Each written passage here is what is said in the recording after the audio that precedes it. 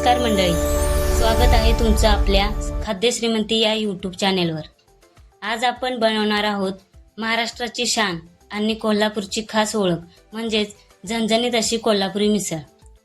अशी मिसळ की जिचा पहिला घास घेतल्यावर तोंडाला झणका बसेल आणि दुसरा घास घेण्याचा मोह सुद्धा आवरणार नाही। चला तर मग वेळ न घालवता आपण आपल्या रेसिपीला सुरुवात करूया। त्यासाठी लागणारं साहित्य पाहूया। इथे मी मोड आलेले मटकी 2 वाटे घेतले आहे।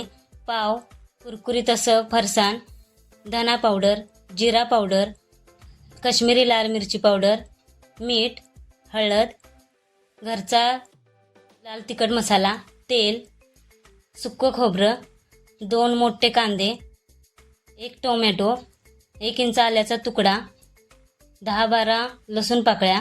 इथे काही खडे मसाले घेतले आहेत, तमालपत्रे, स्टार फूल, दालचिनी आणि लवंग। तर आपण पहिल्यांदा गॅस चालू करून मटकी शिजत टाकूया। आता ही मटकी शिजते तोपर्यंत दुसरीकडे त्यासाठी लागणारं वाटण तयार करूया। गॅस चालू करून मी तवा ठेवला आहे, त्याच्यात थोडंसं तेल टाकलं आहे। आता तेल गरम झालंय।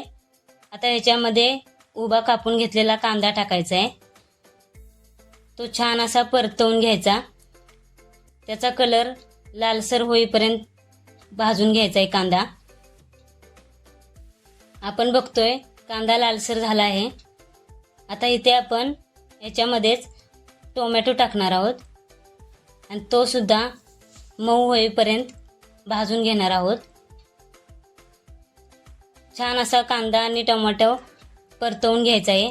आता यातच जे आलं आणि लसूण घेतलं आहे ते सुद्धा याच्यामध्ये टाकून घ्यायचं आहे आणि ह्याच्यासोबतच ते भाजून घ्यायचं आहे, जेणेकरून त्याचा कच्चेपणा दूर होईल आणि आपल्या मिसळला चांगली अशी चव येईल।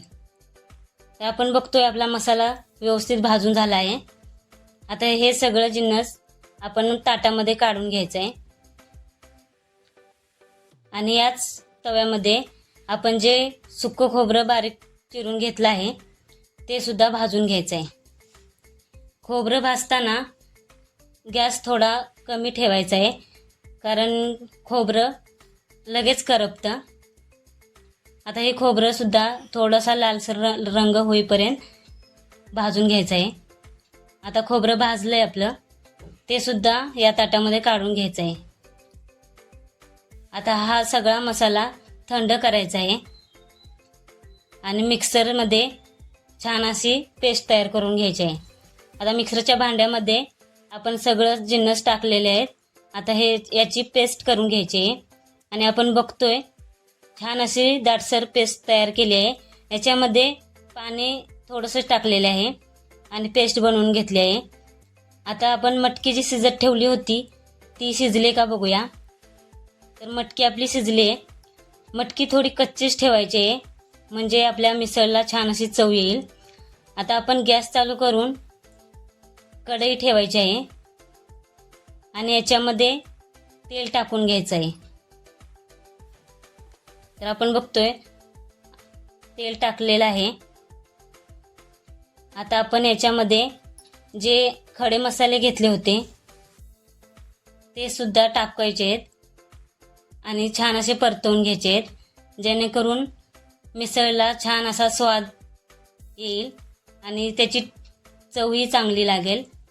आता याच्याबरोबर आपण जे वाटण केलेलं होतं ते सुद्धा टाकून घ्यायचं आहे आणि छान परतून घ्यायचं आहे, एकजीव करायचं आहे आणि खाली लागणार नाही याची काळजी घ्यायची आहे।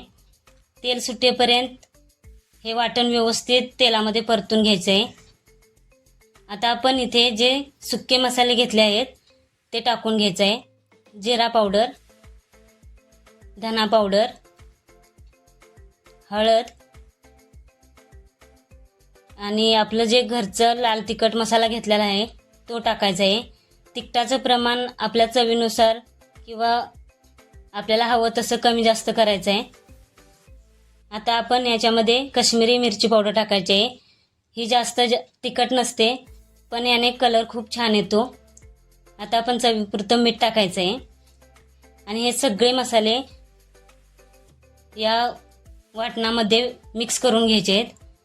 छान असं परतून घ्यायचं आहे. तेल सुटेपर्यंत हा सगळा मसाला व्यवस्थित भाजून घ्यायचा आहे. खाली लागू न देता व्यवस्थित हलवायचं आहे. आता याच्यावरती आपण झाकण ठेवून 2 मिनिटं वाफ काढायचे तेल सुटेपर्यंत. आता आपण बघतोय छान असं तेल सुटलेलं आहे मसाल्याला आणि मसाल्याचा वास सुद्धा छान यायला लागलेला आहे. तर याच्यामध्ये आपण जी मटकी शिजवून घेतली होती ती टाकून घ्यायची आहे आणि व्यवस्थित मिक्स करायचे आहे, जेणेकरून मसाला मटकीच्या कणाकणामध्ये मुरला पाहिजे आणि त्याची चव एकदम छान झाली पाहिजे. व्यवस्थित असं मिक्स करून घ्यायचं आहे सगळं. आणि आता याच्यामध्ये थोडं पाणी टाकून घ्यायचं आहे. जे मी मटकीमधून थोडंसं बाजूला काढून ठेवलं होतं तेच पाणी मी टाकलं आहे. तुम्हाला पाण्याचं प्रमाण कमी जास्त करायचं असेल तर ते गरम करून पाणी टाका, म्हणजे त्याची चव आहे तशीच राहील, बिघडणार नाही. आता आपण झाकण ठेवून 10-15 मिनटं उकळी काढून घ्यायचे. आणि आता आपण बघतोय की आपल्या मिसळला किती छान तर्री आलेली आहे. खूप छान सुगंधसुद्धा येत आहे. एकदम दाटसर नाही किंवा एकदम पातळ नाही, छान अशी मिसळ आपली तयार झालेली आहे. अशी मिसळ तुम्ही घरी नक्की करून बघा.